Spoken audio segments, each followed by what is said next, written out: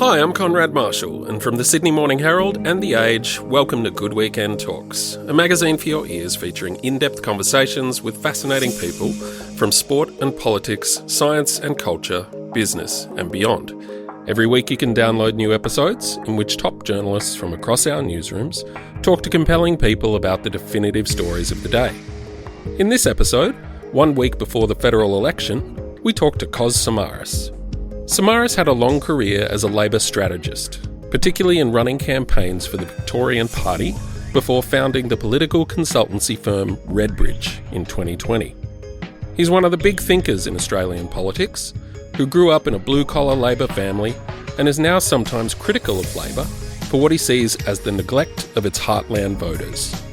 Samaras is one of many voices featured in this week's cover story, Battle for the Battlers. Can the ALP win back its traditional working class voters?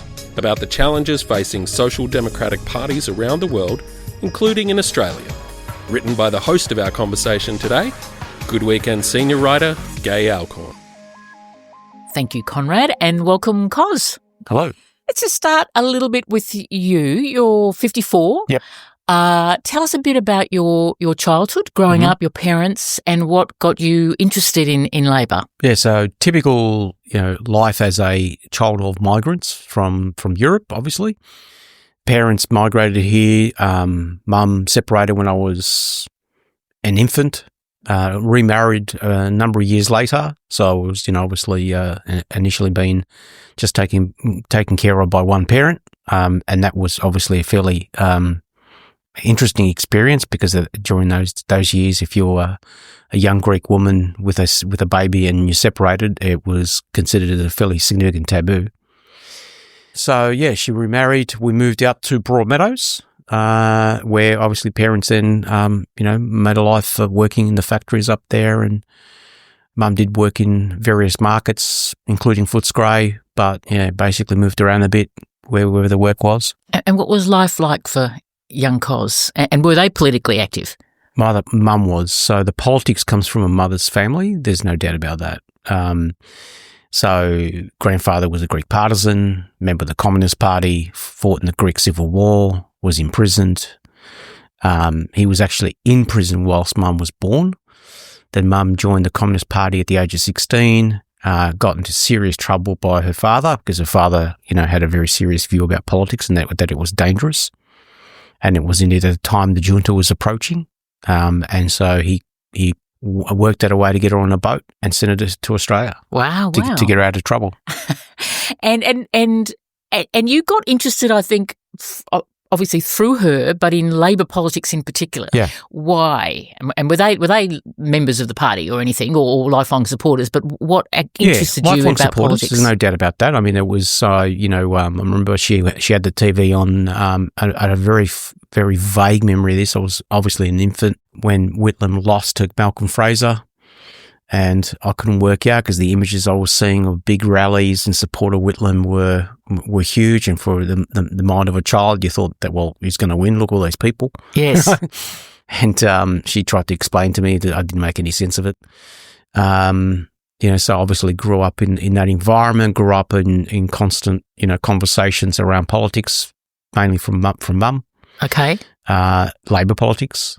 So very, very partisan family when it comes to, voting Labor. There's no question about that. In fact, when I enrolled to vote, it was almost a ritual. Your first vote.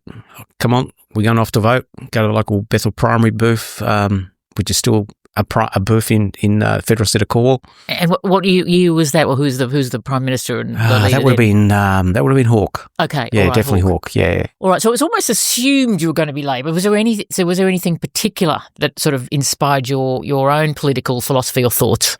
I guess you're growing up in an area that clearly has got its challenges, and I think my brain was a bit more differently wired to my friends. They all went to work in the factories. I didn't.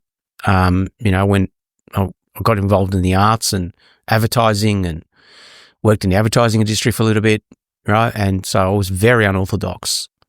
And I just was, I think, just a little bit more politically aware, mainly because of my upbringing.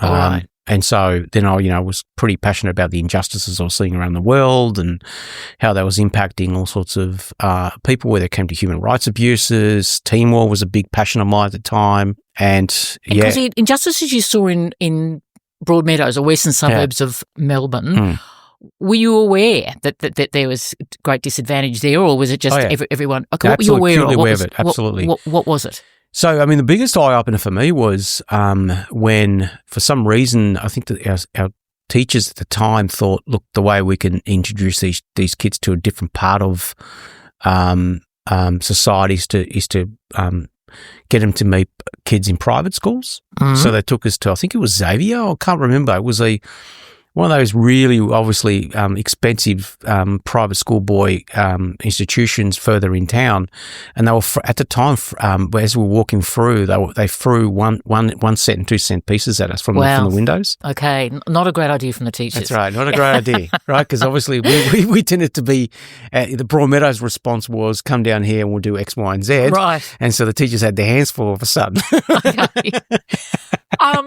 Jumping forward a little bit.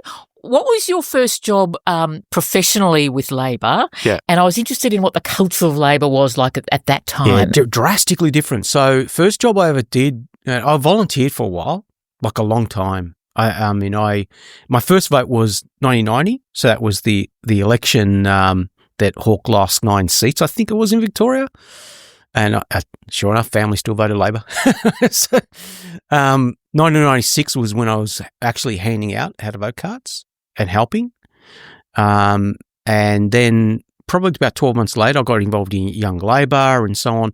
But I joined the Labor Party because it was, from my perspective, there was no Greens back then. Mm-hmm. There was no really other mainstream established political movement that you could get involved in that was talking to the economic concerns of the people I grew up with. So I joined, and obviously then joined the left faction, because back then the left faction was very significantly focused on, I would say, the blue collar working class politics.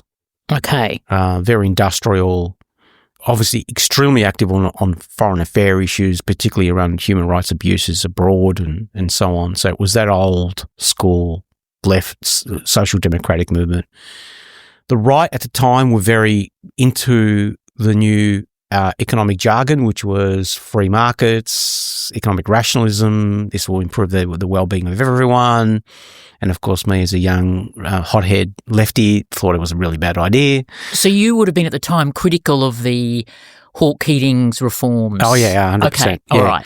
So just go back a little bit. So when did you first professionally get a job with Labor? Yeah, that would have been 1997 October in the office of Senator Kim Carr. Office of Senator Kim Carr. Yeah. All right. And you went on and you became very senior in Victorian Labor Party. You basically ran or was very involved in, I think, 4 state election campaigns, Braxton and Andrews. Yeah.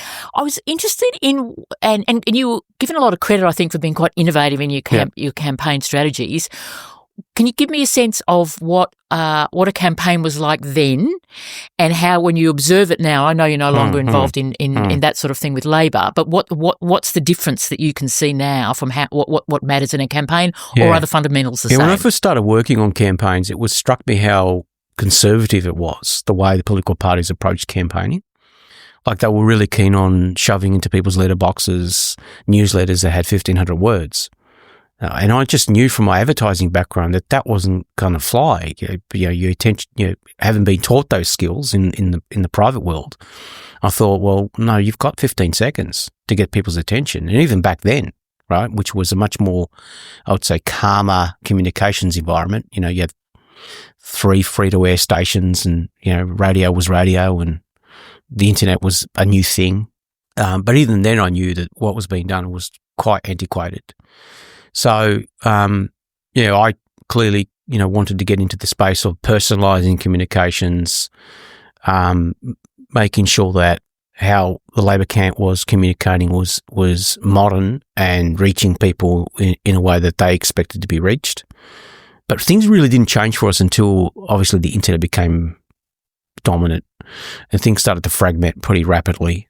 And then, obviously, we quickly realised that you had to become quite, I would say, you had to be really organised to reach people's attention. And I think now to contrast that to what it used to be like versus today, it's massive difference. So when you watch the campaigns today of both political parties or smaller ones, do you recognise what they're doing, or do you see it's completely changed from when you were there? I totally recognise what they're doing. Okay. Yeah. All I right. mean, my last one was in 2018. Yes. At a state level, in 2019 at a federal level. And I still can see what they're doing. And because I follow politics and research, and that's obviously my day job these days, I can see how Labor has changed at this election to try to reach a difficult constituency, being younger Australians in particular. But I think they're all still struggling because they're selling a product that no one wants to buy. All right. Right? Yeah, so you're using advertising approaches, whether you're running them on streaming platforms or whether you're running it on YouTube as an advertisement, whether it's on free-to-air, you're still selling something someone doesn't want. All right, we'll get to that. We'll get to that. Yeah. Just to take us up to speed. So you left your job with Labor and founded RedBridge at the end of 2019. Yes. Tell us what RedBridge does for people who don't know. Just in brief. Our main focus it's market political research with a twist. And that is, one of our directors has got a psych background, and so we approach things a little bit differently from a social perspective, and use our combined experiences. So, there's Tony Barry from the Liberal side of politics, there's myself, we have a Greens on board, so we're tripartisan, you can best describe it, and approach things differently. So that's a quick snapshot. Okay. Your heart is still with Labor, though, yes? Oh, yeah, of course. Yes. But you have been, and you've talked to me about this for the piece for the Good Weekend, and it's not just to me, either to others. You've been somewhat critical of Labor and its approach or how it represents people where you come from. Yeah. And is that what you mean by that no one's listening to the message they're selling? Yes. Or explain that to me. Why have you been critical I was of critical Labor's even when I approach? was working with them. Yes. So, for example, when the Gillard government axed the single parent payment, I was vocal at the time, and I was a party official. I was employed by them. And that's because of my personal experience, that short period of time in my history where, I was only one parent that was taking care of me. And I just knew how important this must be to a lot of young kids that would have been in my position. So I just found that appalling. So your mother was on a single parent's benefit for a while? Whatever that was back then. I Yes. don't know what it was. She worked as a nanny just to survive. We used to live in and out of other people's homes. Okay. Yeah.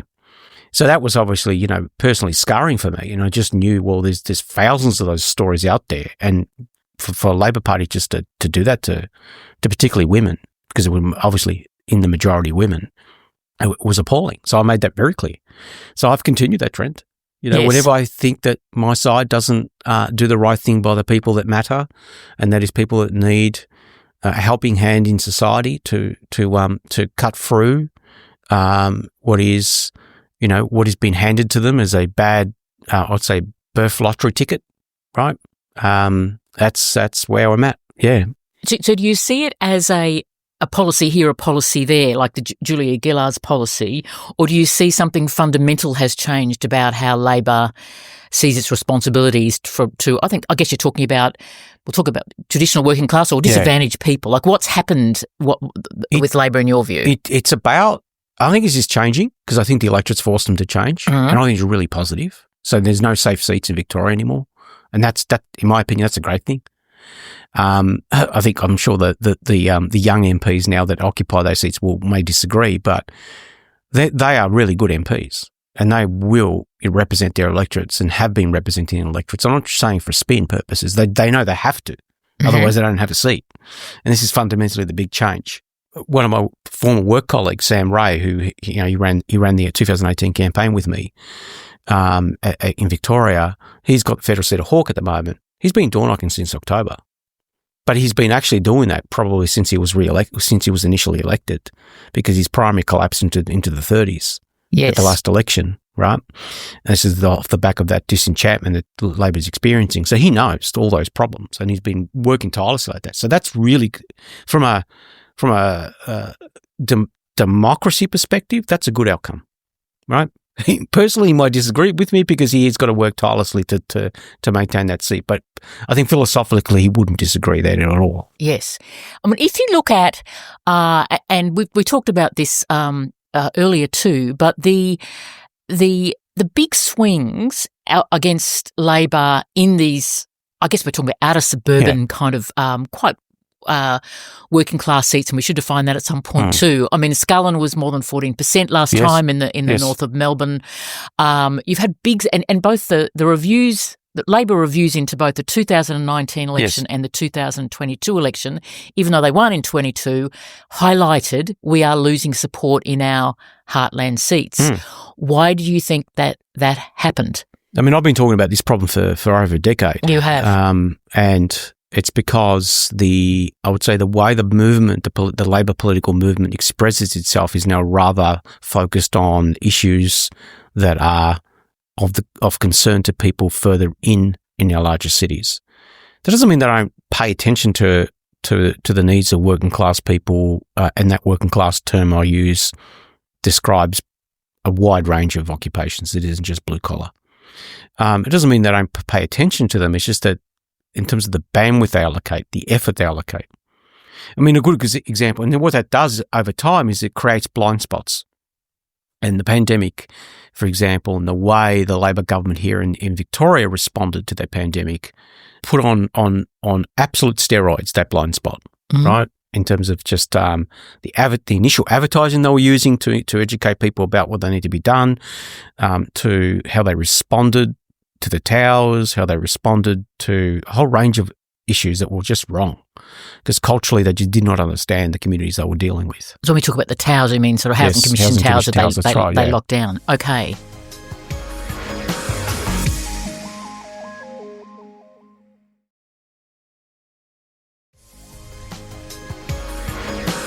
Labor was kind of formed by the kind of working class unions, and obviously at that stage, possibly till the 50s or so, we were talking about manufacturing, industrialised workforce, mostly men.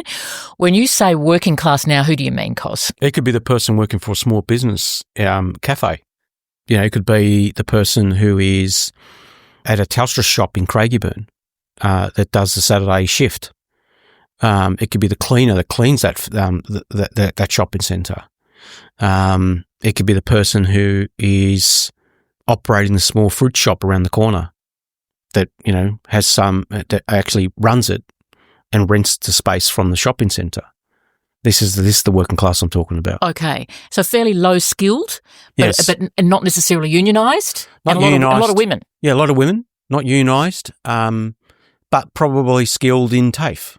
Okay. Right? All right. Fair enough. Lots of them. All right. Yeah. Can we talk about, we'll keep going on that one actually, because one thing I noticed doing the research for this piece and going to your point that Labor has become more attractive to probably more affluent inner city areas. Yes. And also taking the point that it was in the Whitlam in the 70s who broadened the base of Labor and probably needed to more affluent professional people. Yeah. But the education in particular, like it wasn't that long ago when the coalition won the votes of tertiary educated people. And in the last couple of elections, according to the Australian Election Study, which is a big survey, that's flipped over. That's flipped. And also, even though the coalition still, I think, attracts more higher income people, that's narrowing too. That's right. That flip seems to me to be happening around the world with social democratic parties. Can you talk about that? Yes. Is Labor different from other social democratic parties who have struggled for working class people support, or are there some lessons to be learned there? Is Labor similar? It's better, you think? Okay. Yes. So its base is far more complex and broader than UK Labor, for example. So the Labor Party in Australia now straddles and although its primary vote is low, it still straddles a large spectrum of people, more broader than it's ever been in its history. Okay. So it attracts the support of highly educated, middle to high income constituencies in inner Melbourne, Sydney, Brisbane. It attracts support from people who are in outer suburban working class communities that we talked about. Although those numbers are not as big as they used to be.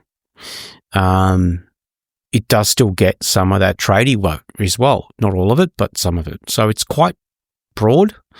But if you were to say where is the attrition occurring, it's occurring in that lower end income bands. So it is suffering attrition amongst younger people who think that the system and the economy is stacked against them, and they are voting for minor parties increasingly now. Now, they're not going over the coalition, and the coalition is discovering that problem right now as we speak. And they're not going to the far right here either, no, as not. they are in Europe more. Correct.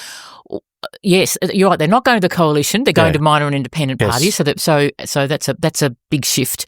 And we haven't had, correct me if you disagree, a real rise of like the Reform Party in the UK, for instance. That's because it doesn't exist, right? So my concerns are that if there was an option like that here, a sophisticated right-wing populist option, there will be not a majority, but about 20% of that Gen Z millennial constituency, that young Australians, that will find that proposition attractive because it's anti-establishment. So they're not necessarily right-wing in their personal views. They just want the system torn down. All right. Let's talk a bit more about that, because we are seeing that, I think, certainly in Trump's success in the United States, there's a little bit of anti-establishment up yours feeling. Yes. Is that the feeling you're picking up from your focus groups amongst particularly young Australians? Yeah, is that right? And what do they think? They think that the system does not work for them. What's going through their mind? Yeah, I mean, the best way you can describe, and this is even people who are, this is amongst people who are going to even vote for Labor and Liberal at this election, who are in their 20s, 30s and early 40s. And they have a uniform view that the system, the political system, is not doing the job that's needed to be done. They think that Band-Aids are basically, you notice Adam Bandt's language around the race of Band-Aids? Yeah, that's on purpose, because basically their research would have picked this up, and that is that people just feel like right now most major parties are throwing around very simple fixes to very complex problems. So young people are starving for massive reform. They don't know what that is, but they just want to see someone with a vision that's going to change the world around them, a world which they think effectively guarantee they'll have a life of less equality than their parents. And are they looking for governments to do that? Yes. All right. They want governments to be more involved in this, in this era. All right. That is quite similar to what we're seeing overseas a bit too. In an Australian way, we have preferential voting, we have compulsory voting. That also has a big impact. Is that? I'm just wondering, given your dislike at the time of the neoliberalism, whatever you want to call it, the Hawke-Keating reforms, although that did have a big social element too, didn't it? I mean, in Medicare and superannuation. Yeah, as I got older, I've realised what those two individuals are trying to do, that was they knew that this was coming, so they wanted to put as many safety measures in place to protect their constituency from what was a global phenomenon. Yes. So actually, they were pretty good what they did, right? It didn't work to a certain extent, but to a certain extent it did. Yes. Now we have Medicare.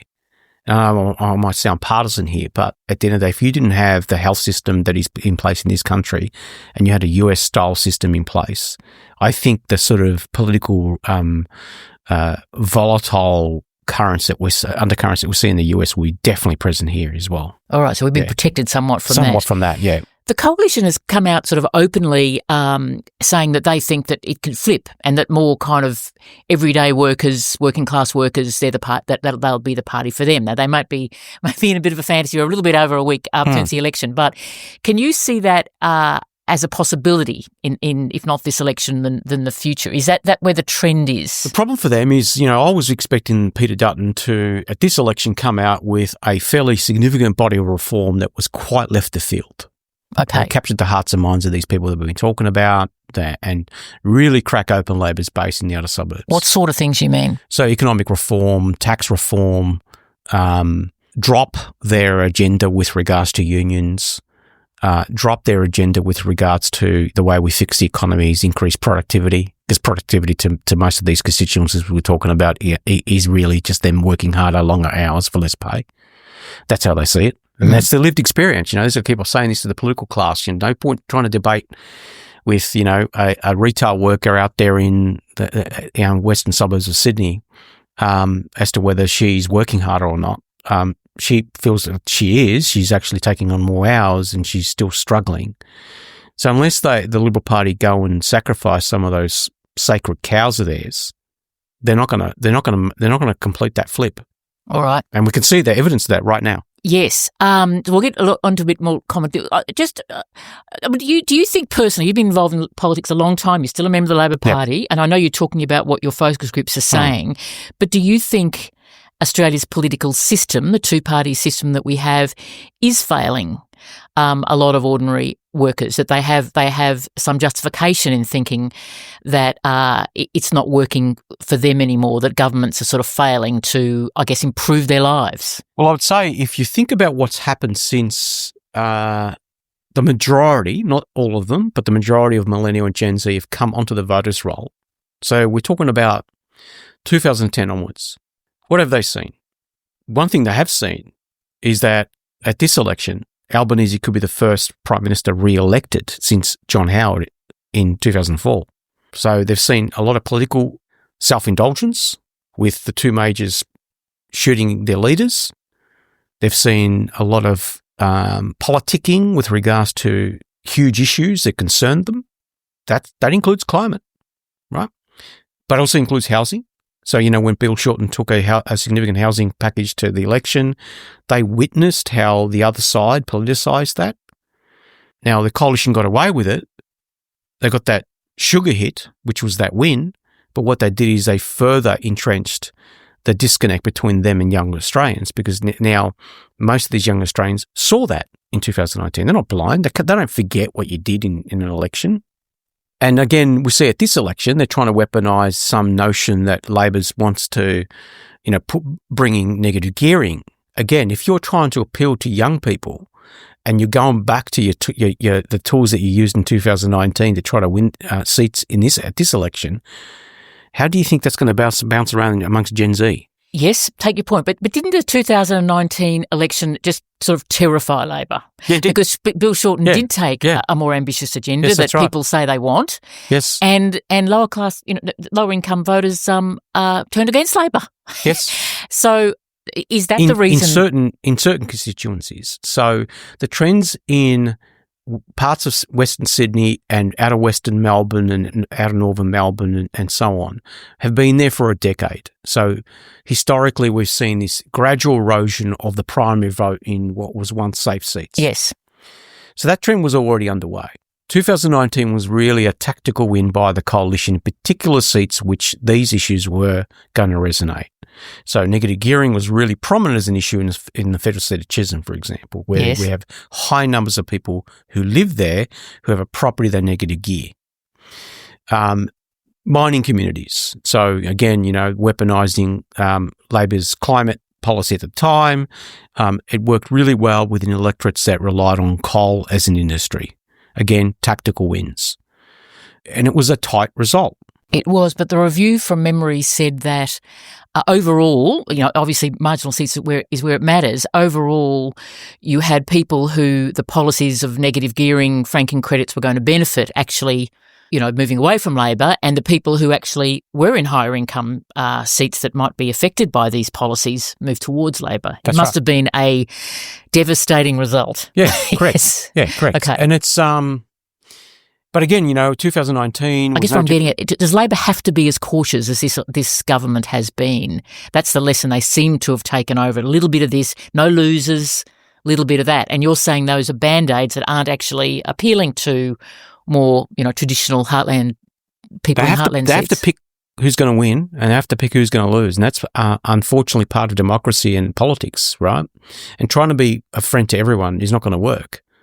Political movements are born and die off the back of that doctrine, right? Which is you pick who you're going to represent and you represent them ruthlessly. And yes, you're going to upset people. Neither party wants to upset anyone at this election. That's right, correct, which is fundamentally the problem. All right, good. I haven't got much more time. I wanted to ask you about the election as we are now.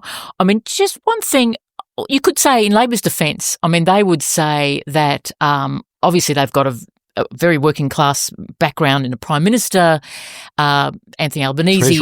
Treasurer Jim Chalmers, Logan Boy. Yeah. They talk in a everyday way. They're not sort of snooty in any way. And they would also say, look what we've done. We've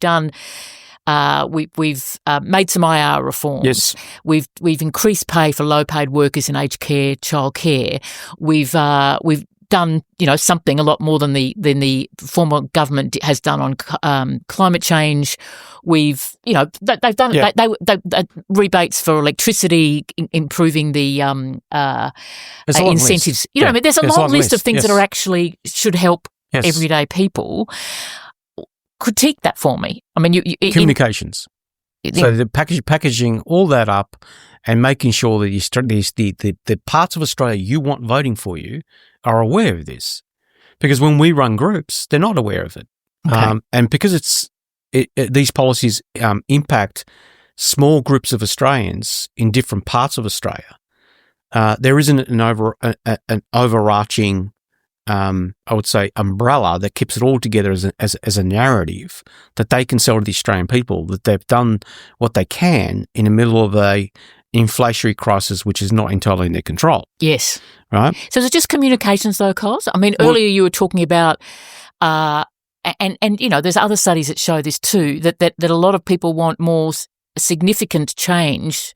And do you, whether it's fundamental tax reform, for instance, which is one that's often raised, or whether it is a more distributive policy? I mean, is it just communications, or is there something more fundamental? Well, if we're talking about how they were to, so there's two parts to this. There's the first part, which is, okay, you did what you did as a government, you didn't sell it properly. Yeah, they're doing a pretty good job now, and we can see the fruits of that. And then secondly, you need to do something a bit beyond that to survive as a movement going forward, right? So if you don't like sitting around with your low 30s primary vote and sometimes in the high 20s and you want to change that, the only solution to that and to broaden the electoral appeal of the Labor Party is to tackle significant reform that makes this emerging generation feel they have political representation, genuinely political representation. And if they do that, I think the circumstances will improve. Okay, let's get to the campaign. We're a little bit over a week out, and I think I saw you quoted saying, look, you've hardly ever seen this happen before in terms of the collapse of the coalition support, and in your polling, and please talk about it, that the primary vote of the coalition has declined significantly. Yeah, 9 points. Yes, but Labor's only up a couple of points, That's right. I think. So what's happened in this election? It does seem to be a big change from when you were, talking at the start of the year, February. That's right. So we're seeing again these generations we've been talking about, younger Australians, largely under the age of 45. They behave politically very different to older Australians. So the Gen X vote, for example, the two-party preferred vote for the Labor Party there is 52. The primary vote amongst Gen Xers for Labor is 36. It's the same for the coalition, 36.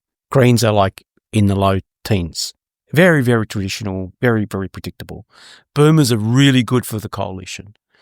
Then when we move to Gen Z, the biggest primary vote is Green, 33. Mm-hmm. This is in our key seats track. And our key seats are out of marginal regional electorates. These are 20 seats you're tracking for the election for News Corp. News Corp, okay. Yeah. And the biggest, the Greens are winning that in primary vote. And two-party preferred vote, obviously, for the Labor Party is through the roof. Mm. But amongst millennials, again, very similar story. Two-party preferred vote for the Labor Party is through the roof, 60%, close to 60% as well. So very, very different constituencies. And at the same time, the coalition was relying on these types of voters, because there are younger Australians that do vote for the Conservative side of politics and were on their pile over the last 18 months, have started jumping off because there's no economic plan coming from the Dutton camp, and they're going to minor parties. And that's why we've seen that sort of 9% drop, and Labor only picks up a fraction of it. And that could be something else going on there from a voter's perspective. And they're going to minor parties, and of course the preference, once you lose a vote, you don't always get it all back. Yep. And that completely inflates the two-party preferred vote for the Labor Party. All right. So do you think we're going to go into an era? The last election was remarkable by the number of independent that we've got pretty much now a third of the electorate voting for Labor, a third voting for the coalition, and a third voting for other, which was just unheard of, a generation ago. Is that going to be embedded at this election? Do you think that's going to be the same thing's going to happen and we're going to go forward? I think so. Yeah, I think. And is there anything wrong with that, Kos? No, I think that's from a most Australians will tell you that's a good thing. So when we survey Australians about do they want a minority government, 45% say yes. They kind of like the idea. Yes. Right? So, in 2010 we had about 8 seats that were non-classical contests. So that's seats that the AC defines as some other entity is contesting the seat besides the two major parties, whether it could be Green or Independent, whatever it is. In 2022, that had ballooned out to well over 25. I think at this election it'll be well over into the 30s. Seats that went to preferences in 2010, just over 80, over 130 in 2022. I think all but 1 or 2 are going to go to preferences at this election. All right. So this is the change. Yeah. I saw that in February you predicted a Labor minority government. Yes. A little bit out a week before the election. What are you predicting now? Still probably that. It's plausible to see that Labor could lose seats to the coalition and maybe to independents, but the number of seats that are now could be possibly lost are much smaller. And there's also the outside chance. It's probably a 70-30 thing, right? So 70% minority Labor government, 30% majority Labor government at this stage. And the outside chance that Labor picks up some seats at the expense of the coalition, and then coalition loses not only seats, 1 or 2 seats to Labor through that gain that I just touched on, but also to independents. Federal seat of Wannon, Monash, Bradfield. There's a lot of contests out there. All right. There's a lot of contests out there. 2 or 3 seats you'll really be watching on election night to see what's going on. That'll be indicative of something. Yeah, so there's 3 contests underway. There is the contest between the coalition and the Teal or independents. Yes. There's the contest between the Greens and Labor, and there's the contest between Labor and the coalition. They're the 3 main contests.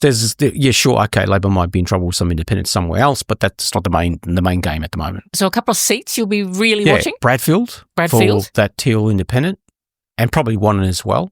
Yeah, that's a Victorian seat. Yep. Independent. Yep. Against the coalition. Yes, that's right. And then I'll be looking at Brisbane, the federal seat of Brisbane, to see how the Greens are faring against Labor there, and to a lesser extent the coalition, because it's a 3-way contest. And then, of course, traditional seats. It's McEwen in Melbourne, and a seat like, I would say, Patterson and Robertson in New South Wales. All right, thank you. I should ask you, did you ever have any ambition to go into politics yourself, Kos? 0. Why is that? Not interested. Ever. Really? Yeah. No, I wanted to serve. Okay. Yeah. Politicians don't serve? Because I was exposed to their lifestyle and I worked for them for such a long time, as the more senior I became, the less attracted I became to the job. I just felt like, and in the end of my previous career, I just thought, there's probably a better way I can actually contribute to this. So hence, I'm in RedBridge. Thank you so much for your time. Enjoyed it. Thanks. That was political strategist Kos Samaras being interviewed by senior writer Gay Alcorn on the latest Good Weekend Talks. Coming soon, we chat with the Dutch historian Rutger Bregman. If you enjoyed this episode, please remember to subscribe, rate and comment wherever you get your podcasts, and keep tuning in for more compelling conversations. Good Weekend Talks is brought to you by the Sydney Morning Herald and The Age. Proud newsrooms powered by subscriptions. To support independent journalism, search Subscribe Sydney Morning Herald or The Age. This episode of Good Weekend Talks is produced by Conrad Marshall and edited by Tim Mummery, with technical assistance from Cormac Lally. Tammy Mills is our executive producer, Tom McKendrick is head of audio, and Greg Callahan is the acting editor of Good Weekend.